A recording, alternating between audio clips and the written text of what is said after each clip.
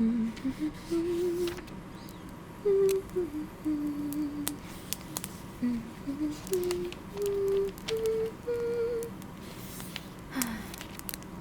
I love the peace and quiet. The little fire roaring in the background as the screaming of the souls fill my heart with joy. There's nothing better than this. Retirement. Finally, some peace and quiet. I knew it was too good to be true. Even devils have their own hell, I guess. Mine just happens to be humans. I'm always stuck with them. So, what's your name? I asked you what your name was first. You can ask me all the usual questions you humans like to ask. Once... Why did I think this was going to be easy? Alright. Here's how it is. You're in hell. Welcome. Why are you freaking out? You obviously know what you did to get here, don't you? No? Here. Where's your list? Your list of horrible things that you've done. Every human has one on them. It's usually stapled to their head, but I guess they took some mercy on you. Ah, there it is. Huh. Guess you're one of the lucky ones. Well, what you did here is horrible, to say the least. Socks with sandals kind of thing. But fortunately for you, Lucifer sees potential in you. Why, you were sent to me for a reason, even though I was well, you were sent to me for a reason. I guess my retirement has ended early, until at least I'm done with you. Done training you, that is. Probably to take my place. Well, it says on here that you can either choose from a spiraling endless demise in hell, or you can join the demon training program. The demon training program? I'll probably just call it DTP from now on. But the DTP is a program that, trains lost souls like you into being demons. Lure other people into being evil or devious. Then when they get to hell, making sure that they live in agony for the rest of their lives. Well, I can't help that you are an awful human being. Do you want the agony for life? Well, it says here that your agony would just be sitting in a boring room for about 30 minutes. Then you would be crushed by spikes. For eternity. So, what's it gonna be, kid? I don't have a lot of time. I'm sure that there is plenty like you that can be in the DTP, so... so you are smart after all. That's good. I didn't want to waste my time anymore anyway. So anyway, I suppose we should get started on the basics. And by basics, I mean telling you stuff until you get bored and fall asleep. Don't worry. Every trainee falls asleep. I did my first time, too. Well, of course, after you fall asleep, depending on what part you fall asleep, once you wake up, I just slap you around for falling asleep on me, and then explain the rest of the boring details. Well, after this, it gets a lot more exciting, I can assure you that. You just gotta get through the gen eds. So I will make you a seat. And there we go. Make sure you get nice and comfy now. The seat is cool. Usually most things in hell are, unless you're the ones being tortured for all of eternity. Then it's blazing hot where your skin melts off. But it's like continuously melting off. It's weird. Physics really don't apply to hell. As a physics major, it really annoys me. But, nonetheless, you can get to know me later. I'm getting off track. So, I suppose we should get started on the rules first. The rules? Of course there's rules. It's hell. We're all about rules. That's the only thing we're about. If you went to heaven, there would be no rules, but you're in hell, there's rules. Now, shall we begin? Rule number 1. You may never visit your friends and family ever again. Not even to tempt them into going to hell.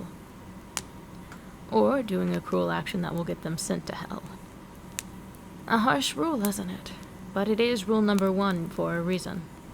The reason we have this rule is because even when you get your horns and wings and little curly devil tail, they can still recognize you. Yeah, for some reason family's annoying like that, and some friends are too.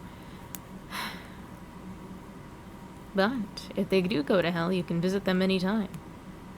Now again, their skin might be melting off, but you can still have a conversation with them. Mostly it's just screaming in agony, but it works. Most of the time. Rule number 2. You can't stop being a demon. Like, I don't know why they have this rule, and I guess someone over the course of the years, since we have been alive since the dawn of time, have tried to back out of it. Listen, you can't.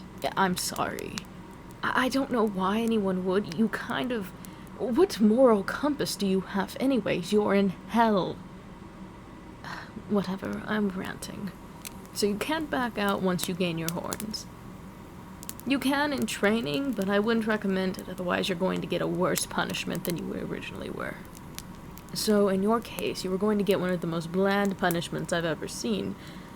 But if you back out now, you're going to get a worse punishment, and quite frankly, I would take a bland punishment over the some I've seen.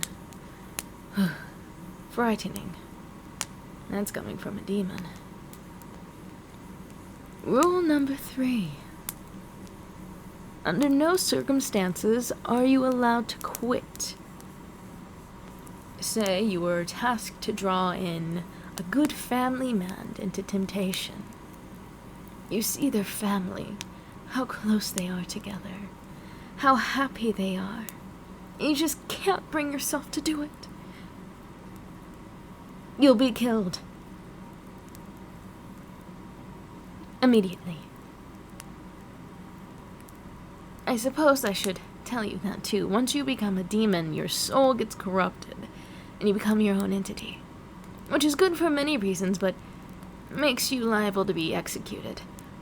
So, no matter how hard it is, never quit a mission. You will be tested. And I can assure you, if you fail, you will regret it immensely.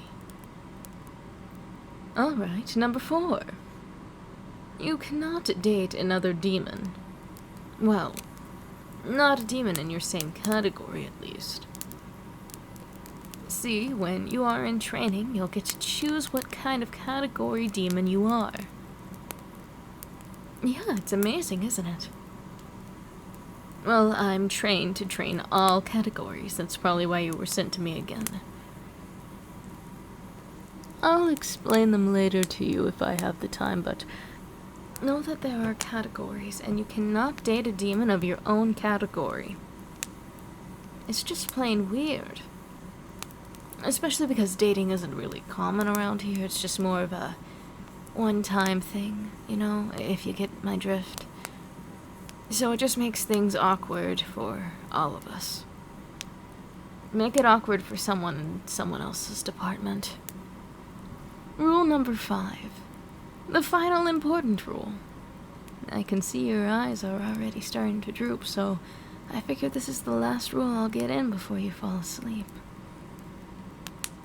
If once you fail, try again. What? It's serious. If you fail on a mission one time, don't give up. Giving up is kind of like quitting, and I've already explained what happens if you quit. So, if you fail one time, try again. Doesn't matter if it's 2 days later, doesn't matter if it's 2 years later. Missions are for the whole person's life. Yes. From the date you were assigned to them to the date of their death, as long as you tempt them in that time, you're fine. If you fail permanently, well, that's just that. You won't be punished for it as long as you keep trying. There's been cases like that for everyone, darling, where they try and try and try with all of their might, and the person still ends up being holy. It's just how it rolls. Especially within newbies. I don't mean to say anything, but your first mission will probably end up like that. Which is fine. I'd say that's more of a win than anything. You get to not only explore the Earth with your newfound powers, and have fun on the way, but you also get to be involved in a mission. Do your job and have the perks of literally doing whatever the fuck you want. I consider that a win anyway. I'm sure you will too once you get used to it. Now, are you already going to sleep? I know I said that the 5th one was going to be the last one, but dang. Are you asleep? Poke, poke. Huh. Just maybe from the fall and that head wound that they have. They're leaking quite a lot of blood. Maybe I should have taken care of that first. Oh, whatever. They can't die a second time. I'm going to go and finish reading my book, and when they wake up, I'll finish telling them the rules.